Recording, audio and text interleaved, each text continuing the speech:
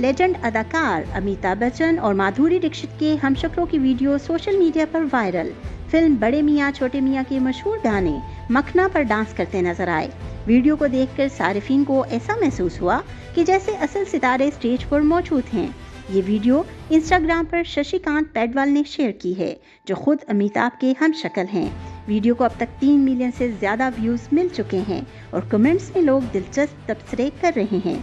असल गाना अमिताभ, माधुरी और गोविंदा पर फिल्माया गया था, जो आज भी मदाहों में बेहद मकबूल है।